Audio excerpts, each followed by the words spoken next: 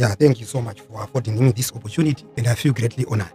This may be a bit of a challenge for me because I have so many issues to unpack, and I don't know if I can fit all that into the time slot that have been allocated. But nevertheless, I feel that I'm equal to the task.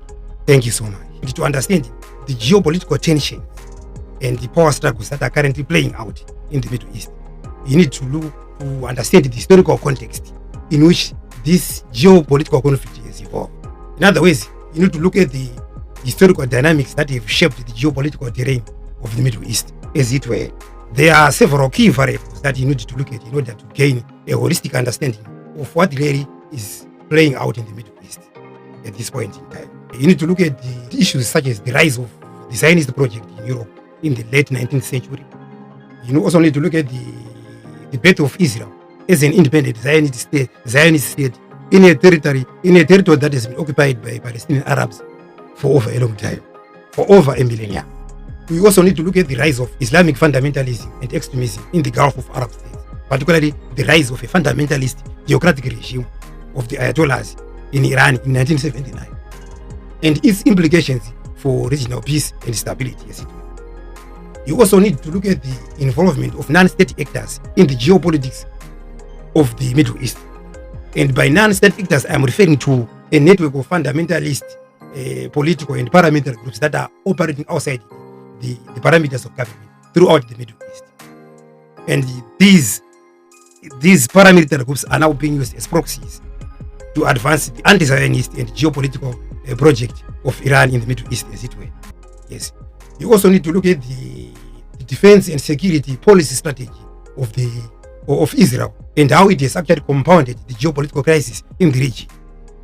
You see, these are some of the key variables that you need to consider in order to gain a holistic understanding of the current geopolitical crisis in the Middle East. And I will examine each of these key variables in turn. Let me start with the rise of the Zionist project in Europe in the late 19th century. The Zionist project, or Zionism as it is commonly referred to, it was basically a Jewish movement that was advocating for the establishment of an independent Jewish state in the historic land of Palestine. So in essence, this is a movement that was advocating for the colonization of Palestine by Jews. But for some time, the Zionist project was not able to make significant headway. But it gained critical mass in 1917 when the British government, through the Balfour Declaration, they committed themselves to facilitate the establishment of an independent homeland for Jewish survivors of the Holocaust during the Second World War. So in the pursuance of that objective, we come to 29 November 1947, when the United Nations General Assembly adopted a resolution to partition the historic land of Palestine into two separate states, one for the Palestinian Arabs and one for the Jews. And the United Nations Special Committee on Palestine was set up to draw up a detailed partition plan for the historic land of Palestine. But this process was rejected. It was boycotted by the Arab world in general. And it eventually led to two civil wars in the Middle East between Jews and Palestinian Arabs. But although the creation of Israel in Palestine was heavily resisted by the Arab world in general, Israel was eventually established in 1948 when it became the official state of Israel. Now, the birth of Israel here is inherently problematic because here the United Nations, they were creating a Jewish state in a territory that has been occupied by Palestinian Arabs for over a millennium. So the issue of Palestinian independence, the issue of Palestinian statehood can no longer be ignored. It can no longer be delayed. It can no longer be avoided. Because there can be no lasting peace in the Middle East without a permanent resolution of the Palestinian issue. So it is imperative that the issue of Palestinian independence, the issue of Palestinian statehood must be resolved ASAP. Right. For the simple reason that Palestinian Arabs are not going anywhere. They don't know of another home outside Palestine. Palestinian Arabs have occupied Palestine for over a millennia.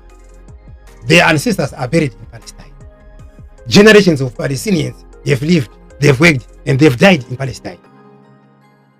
Their hopes, their dreams, their aspirations, and their expectations are all invested in Palestine. They have a history, they have a bond with Israel, they have a bond with Palestine that is robust and unshakable. So Palestinian Arabs are not going. Let me come to the rise of fundamentalism in the Middle East. In 1979, the Shah of Iran was toppled by a mass revolt, which was largely spearheaded by the Shia Muslims of Iran, and a fundamentalist theocratic regime with a radical anti-Zionist project in the Middle East was born. Now, see, the problem with Iran is that, you see, the Ayatollahs have not only ruled Iran with an iron fist, they have ruled Iran with fear, with censorship, and dictatorial and religious dictatorship. But billions of dollars have been dispersed by the Ayatollahs to fund a network of fundamentalist political and paramilitary groups throughout the Middle East. This network of fundamentalist political groups now is being used as proxies now to advance the anti-Zionist and geopolitical project of Iran in the Middle East, as it were. You need to understand exactly why Israel is fighting war on multiple fronts. It is important that you need to understand why Israel is fighting war on multiple fronts at this point in time. Because after the October 7th attack on Israel by Hamas, there was a fundamental shift in the defense and security policy strategy of Israel. Because before that, Israel was basically a status quo state that was only seeking to maintain the regional balance of power without seeking to fundamentally alter it in its favor. But after the October 7th attack on Hamas, or on Israel by Hamas, there was a fundamental shift in the defense and security policy strategy of Israel. But let me take you back to 1967, the Six-Day War of 1967. This war was fought between Israel and a coalition of 3 Arab states, namely Syria, Jordan, and Egypt. Right. But you see, during this day war, Israel was not only able to seize and occupy the Sinai Peninsula of Egypt, they also seized the control of the Gaza Strip from Egypt. They also seized the control of the West Bank and East Jerusalem from Jordan. And they also occupied a portion of the Golan Heights in Syria. And this has been the source of the geopolitical conflict that is unraveling in the Middle East at this point in time. I shall be talking more about these issues in my next episode, because the time that I have been allocated does not simply allow me to continue. So I'll continue in my next episode to give you a broader overview of what really is taking place in Eastern Europe, in particular the geopolitical proxy war between Russia and the European Ukraine. I shall also be looking at political developments in my country, Zimbabwe. I shall also be looking at Burkina Faso and the rise of Traorism. I shall also be looking at the genocide in Rwanda and many other issues. I thank you so much.